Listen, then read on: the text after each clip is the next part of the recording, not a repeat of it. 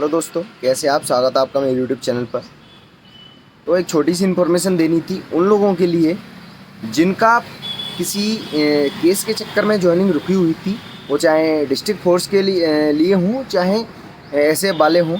तो आपको बता दूं, 5 तारीख को एक कमेटी का गठन हुआ था, जिन्होंने के निर्णय लिया है कि आपके डॉक्यूमेंट्स के आधार पर या तो आपका राजीनामा हो गया है या फिर आपको केस मुक्त कर दिया गया है, आपका केस खारिज कर दिया गया है कोर्ट की तरफ से।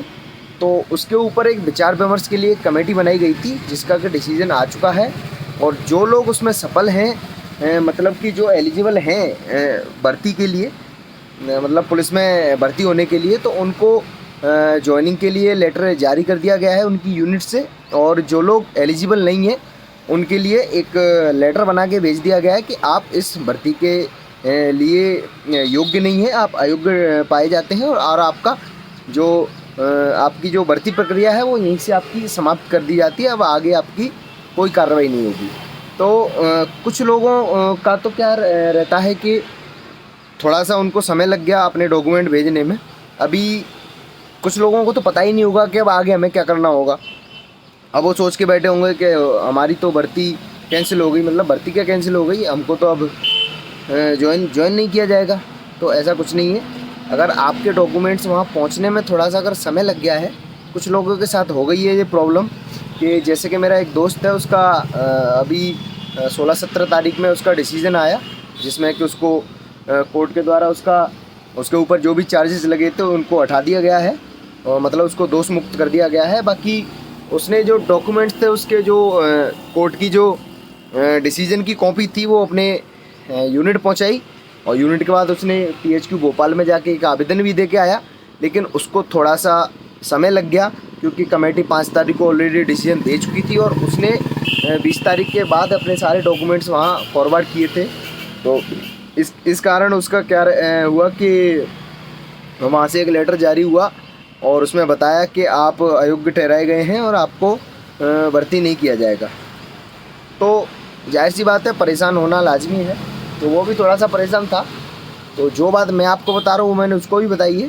बाकी आप अपने हिसाब से देख लेना और सलाह मशवरा कर लेना अपने आसपास के लोगों से, वो आपको ज़्यादा ज्ञान दे सकें, हो सकता है। तो आपको क्या करना है कि आपके जो भी डॉक्यूमेंट्स हैं आपके पास, जानता हूँ मैं कि कॉपी रखी होगी, तो आप एक बार अपनी यूनिट जाके संपर्क ज़रूर कर लें, क्योंकि आपका जो भी कार्य होना है यूनिट जाके ही सफल हो पाएगा। आपको मैं कितना भी ज्ञान दे दूँ, आपके समझ में नहीं आएगा जब तक कि वहाँ के बाबू आपके स्थापना शाखा में आपको नहीं समझाएंगे कि आपका आगे अब क्या होना है। और मेरी आप माने तो आपके यूनिट के जो भी मुख्य अधिकारी हैं उनसे जाके मिलिए। अगर आप SAF से हैं तो आप कमांडेंट ऑफिसर से जाके मिलिए। अगर आप डिस्ट्रिक्ट फोर्स से हैं तो आप एक बार अपने SP साहब से जाके मिल लीजिए। तो वो आपको बहुत मदद करेंगे इस मामले में। क्योंकि क्या रहता है कि कमेटी के पास जब तक आपके डॉक्यूमेंट नहीं गए, अगर मान लीजिए कमेटी 5 तारीख को बैठ गए और आपके डॉक्यूमेंट अगर 6 तारीख को भी भोपाल पहुँचे, तो कोई मतलब नहीं है उसका। वो 1 महीना पूरा लग जाता है उस पूरी प्रक्रिया में आपके डॉक्यूमेंट्स को देखने में। तो इस चक्कर में वो लेटर जारी हो गया। बाकी ऐसा कुछ नहीं है कि लेटर दोबारा जारी नहीं हो सकता। अगर आप योग्य ठहराए गए तो आपका लेटर दोबारा जारी हो जाएगा और आपकी ज्वाइनिंग भी होगी। ऐसा नहीं है कि आपका वो रद्द कर दिया गया है, जो भी है। तो टेंशन मत लीजिए। अगर ऐसा कोई मेरा भाई है तो या तो नंबर अगर मेरा है तो आप कॉल कर लीजिए, नहीं तो वीडियो में मैंने कई लोगों को नंबर दे भी रखा है, मुझसे बात कर लीजिएगा। अगर इस चीज़ से आपको अगर कोई दिक्कत आ रही है तो केस से रिलेटेड बात कर रहा हूँ मैं, जो भी मेरे भाई बंधु हैं। नहीं तो सबसे पहले आप अपने यूनिट जाइए और आप आपके सारे डॉक्यूमेंट्स और एक आवेदन अपने मुख्य अधिकारी को लिखिए कि ऐसा ऐसा सर हमारा हो गया है, और हमारा थोड़ा डिसीजन आने में थोड़ा विलम्ब हो गया था, इस चक्कर में हम, और हमारा वहाँ से ऐसा ऐसा लेटर जारी हुआ है। तो अब वो आपको सारी चीज़ें समझा देंगे, और वो अपने स्तर पे वहीं से कमांडेंट ऑफिसर या SP साहब के नाम से वहीं से लेटर भेजेंगे PHQ भोपाल के लिए। तो आपका उस स्तर से वहाँ से काम कंप्लीट हो जाएगा। बाकी आप एक काम और कर सकते हैं, आप अपनी यूनिट जाने के बाद आप भोपाल भी जा सकते हैं। वहाँ ADG साहब के सामने आप पेश होके ये सारी आप घटना बता सकते हैं, तो आपका निराकरण हो जाए जल्दी से जल्दी।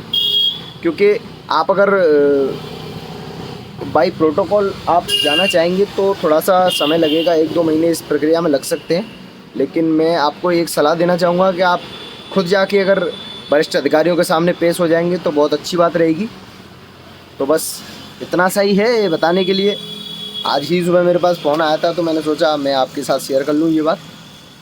तो बस अगर कोई और प्रॉब्लम होगी तो मैं आपके साथ शेयर ज़रूर करूँगा आगे भी।